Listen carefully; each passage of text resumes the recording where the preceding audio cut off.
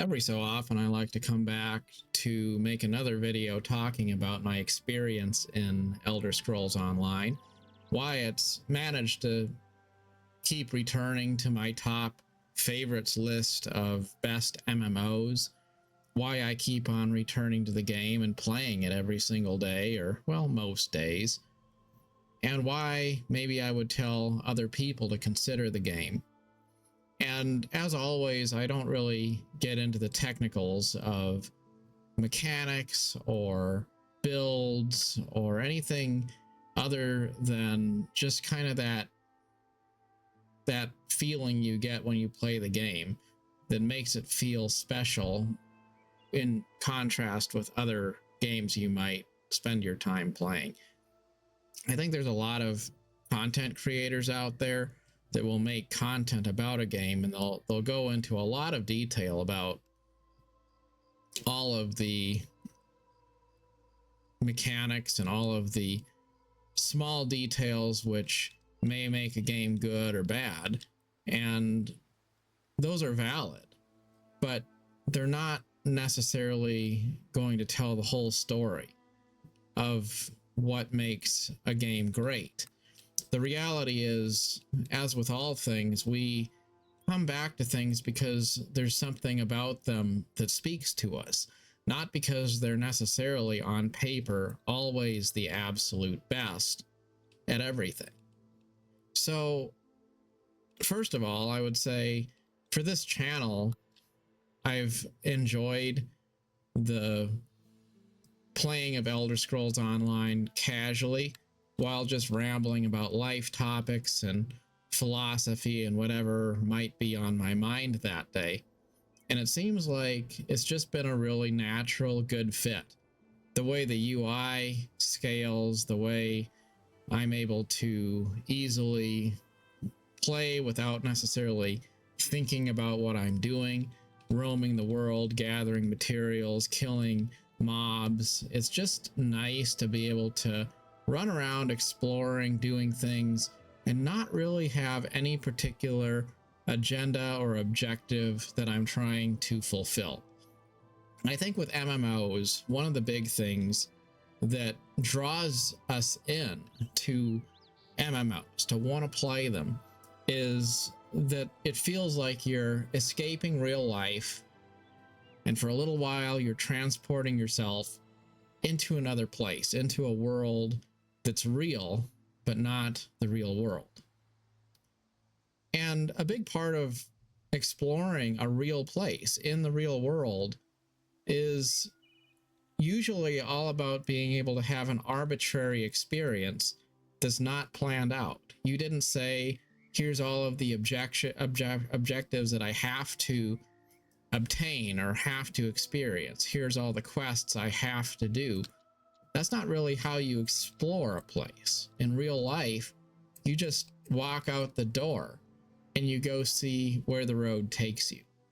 And with Elder Scrolls, there's a real sense that if you wanted to go read a bunch of lore books, if you wanted to deep dive into the nuance of the world building or the history of Tamriel, you could do that.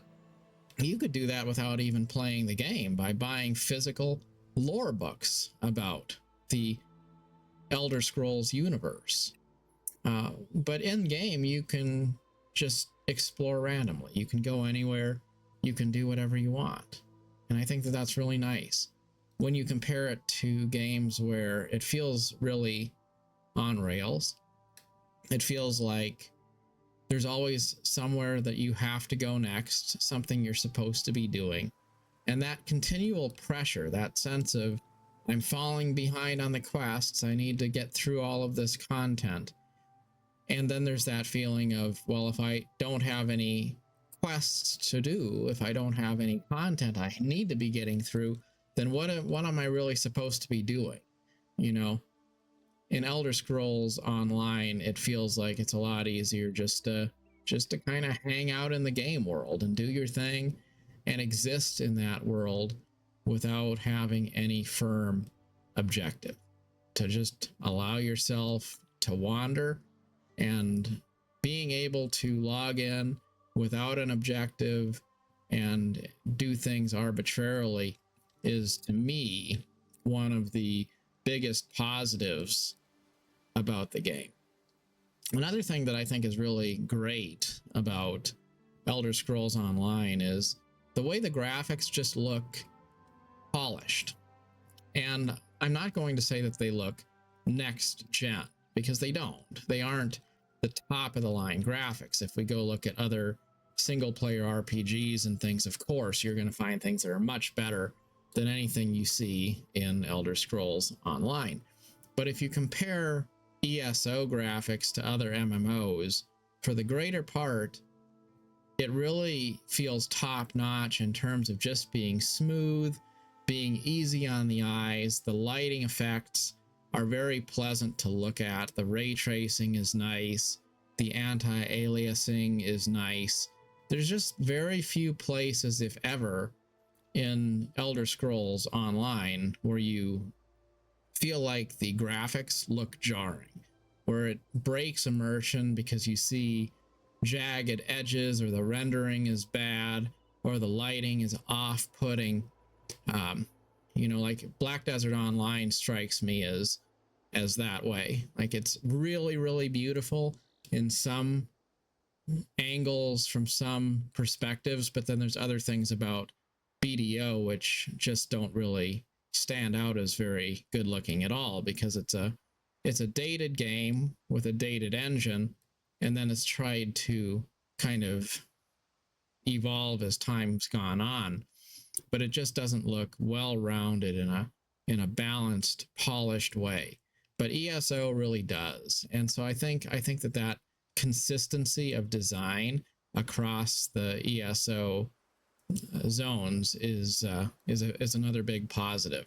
That it's just easy to look at, and there's so many different places you can explore, different biomes, different architectural styles, different cities, different NPCs. You could spend many, many hours in the game and never run out of new angles, places, perspectives to be able to take a screenshot that looks probably different than any screenshot any other player has taken. And that diversity of different kinds of environments and the polish of the graphics adds a lot to the game. Now, I would also give a shout out to the Lord of the Rings Online, I would say, for game world design, because the Lord of the Rings is a very beloved franchise, and the way the Lotro world map is non-instanced, and you can travel absolutely anywhere in the Lord of the Rings Online without any loading screens. I really love that. But what I don't really love about Lotro and other games, other than the dated graphics that some of them have, it's the feeling that you have to grind your way up in order to unlock content. So let's take Lotro. There's an enormous world map that you could explore, but if you're a low-level player, then you're going to have to grind for a long time through a lot of quest content, all of which, in the case of Lord of the Rings Online, is non-voiced.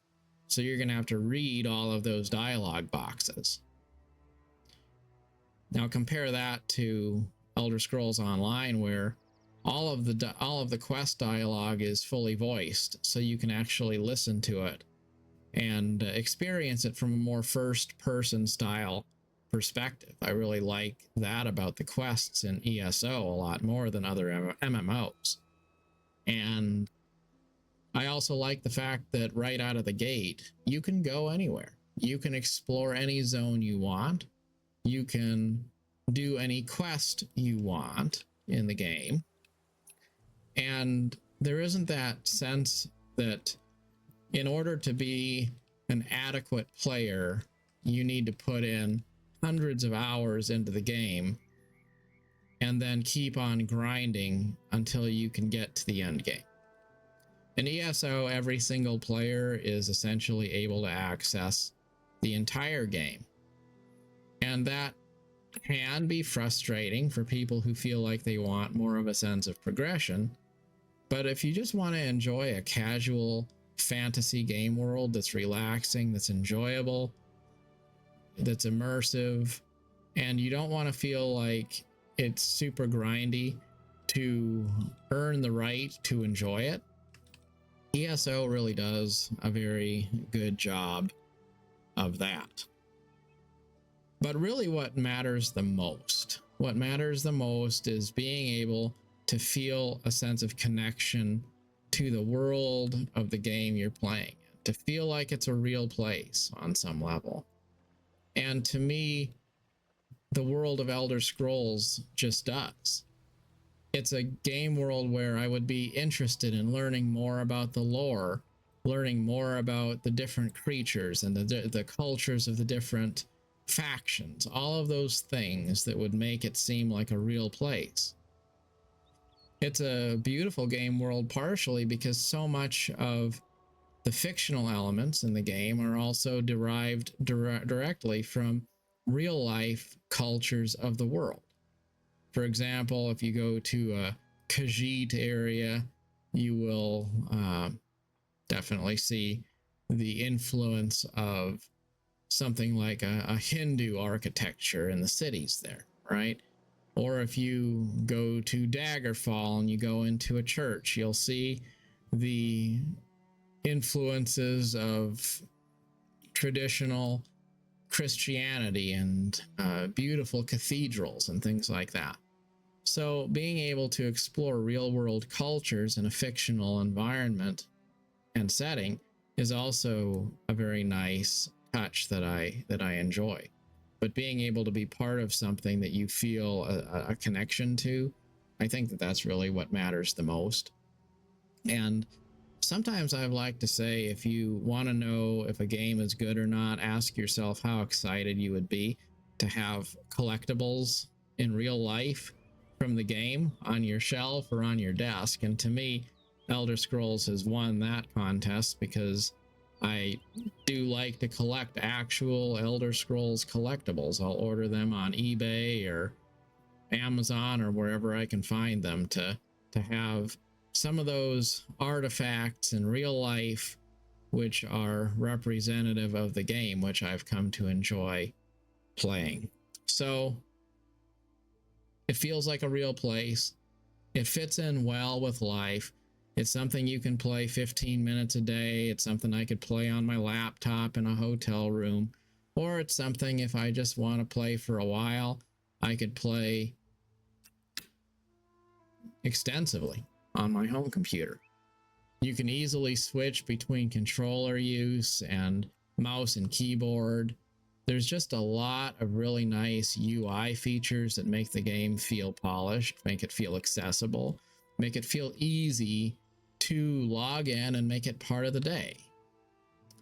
And I think for a lot of games, you start to have this feeling that it's a chore. You start to feel like you have to go through a production to do what you need to do in the game. Elder Scrolls is more like that easy listening channel. Is it the best music in the world? Not necessarily, though I will say Elder Scrolls Online does have one of my favorite soundtracks in the MMO space. Actually, it is my favorite soundtrack. I really love the music of Elder Scrolls. In any case, it's easy to take in. It's not something you have to force yourself to do. It's not something you have to find time for. And it's kind of like that analogy of putting rocks and gravel and sand and water into a pickle jar. You get them all into the jar if you put them in the right order. I think that with gaming, a lot more as time goes on, I think about, is this a game that's going to fit well into my life today, regardless of what I may have going on? Is this a game that's going to fit in well in my life no matter what I ever have going on? There's people, they say, oh, I can't play games anymore because I got married and had kids or something like that. Well, that shouldn't be how it is. So, is it a game that you can play all the time, no matter what stage of life you're in? And I really believe with Elder Scrolls Online, it does a very good job of being a game you could play whether you're, whether you're a teenager or whether you're retiree, whether you're busy in life in the middle of your career or busy with your family. There's never going to be, I don't think there's anybody who couldn't enjoy ESO in their personal life in a balanced way. Because, like I was saying earlier, you could play the game 15 minutes once a week, or you could play it in 5-hour increments every single day. It doesn't really matter whether you play it a lot or play it a little bit. It'll just be there whenever you want it or need it. And, people could talk about the monetization being good or bad. And in my opinion, I would say it's not bad. Just buy ESO Plus and you pay for the game. If you're the kind of person who enjoys MMOs, I don't think that the cost of the game is in any way particularly prohibitive. The truth of the matter is we pay a lot of money to go eat out at a restaurant or whatever it might be. So paying you $15 a month for ESO Plus is hardly a huge sacrifice if it's a game that you enjoy. What I do dislike about ESO, which are, I'm just going to say, really two things. I think the combat feels clunky, and it's not even so much level scaling, because the reality is once you get to end game in any MMO, combat gets easy because you're geared up enough that you're able to kill any of the enemies you encounter. So the issue isn't really with combat being too easy because of level scaling. It's more that it just doesn't really feel very impactful because the way the animations are synced, maybe the sound effects, maybe the timing, it just doesn't feel very impactful. It feels kind of floaty and kind of weird. And so I would say that that's a negative. But then again, if you're playing an MMO because you think the combat is going to feel incredible, well, I don't know that that's really the right genre. Like maybe you should play a different genre of game, because that's not really, honestly, that's not really what any MMO is super great at. But combat, though, it is an opportunity. It could be better, and I think the devs mentioned that's on the roadmap to eventually try to see if they can find some ways to make some of the negative aspects of level scaling and some of the issues with the way combat feels better. Hopefully they do. The other thing I would throw out there, which I think is a negative, is the issue of AI moderation, where it sounds like people occasionally will get auto banned by a bot for saying things which may be outside of the terms of service. And I think that there's so much of a fear of being auto banned or being in trouble by AI moderation that a lot of players just don't use the in-game chat at all anymore. And that's not the end of the world, because for me, I don't really chat with other players very much anyway, and I could always go to Discord or something like that to connect with other players. So the degree to which anyone uses in-game chat is fairly limited anyway. But I will say I've enjoyed in-game chat in other MMOs more, just because it seems like it's more lively. There's less of that environment of feeling like maybe you have to be afraid of excessive, heavy-handed moderation. So I do hope that the devs listen to that feedback from the players and try to find a way to make people feel comfortable communicating with each other in an open way in the chat.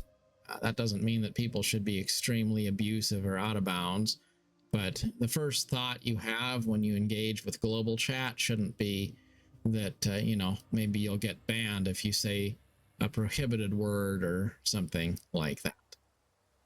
As a side note, I've been a little bit of a detractor on the the non-binary character that they added as a companion a while ago now, because I thought the overt DEI stuff was kind of obnoxious. But I think that that particular issue is now kind of in the past. And the other thing I would say about it is that was sort of a once-off thing. It doesn't really affect gameplay in ESO in any particular way, other than I would say I do wish that we would see maybe some new companions introduced into the game that fit in more with the mainstream interests of what players would like to see. Like, I think everybody would love to see a wood elf companion, for example, or something like that. So there's things that could be probably done better, but overall these are kind of trifles, and it all boils down to, you know, I was in Barnes and Noble the other day, and I see on the shelf a copy of the official survival guide to Tamriel there, and of course I was excited to buy it.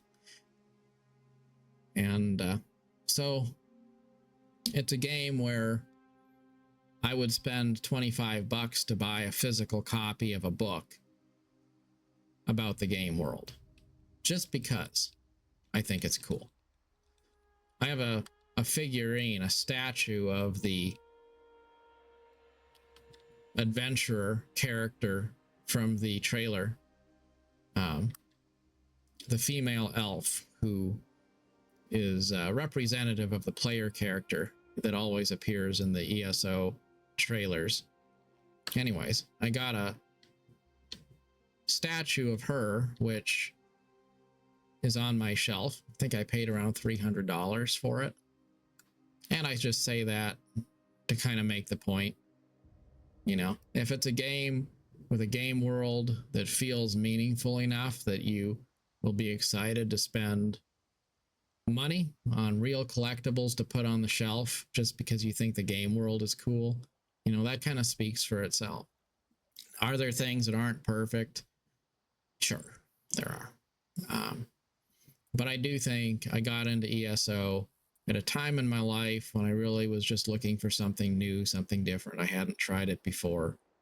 And ever since, it's been part of my life. It's been part of my everyday things I do to go explore a little bit more of the world of Tamriel. And now, more than 2 years into that journey, I still find myself discovering new way shrines and going to places in the game's world that I have not yet been. I still have main story quest I need to finish. It's just such an enormous game world that's built on lore that was created over the course of 3 decades of real history.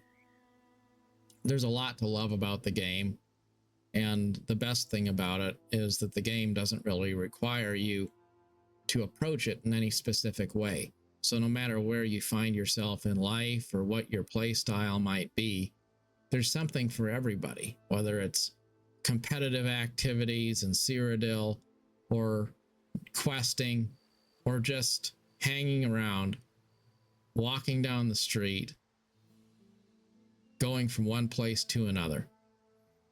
Sometimes I think the way the roads and the paths are designed in the game, you can easily spend quite a long time not even really leaving the zone you're in and feel like you haven't quite gone back to the same place where you started, just because the roads tend to keep on bending around as they are wont to do, and you can go in circles without realizing it. Or you can go on a long journey circumnavigating Tamriel, start off in Daggerfall and make your way all the way down into Elsewhere and back up to the into Riften or something like that. And it can be probably an all-day journey, meandering your way through all of the different zones in the game. And the nice thing is you'll always see other players going about their business, doing the things that they're doing. Everywhere you go, you'll see someone doing something. And it just adds to that feeling, kind of like walking down the street in real life. You never really know who you might see.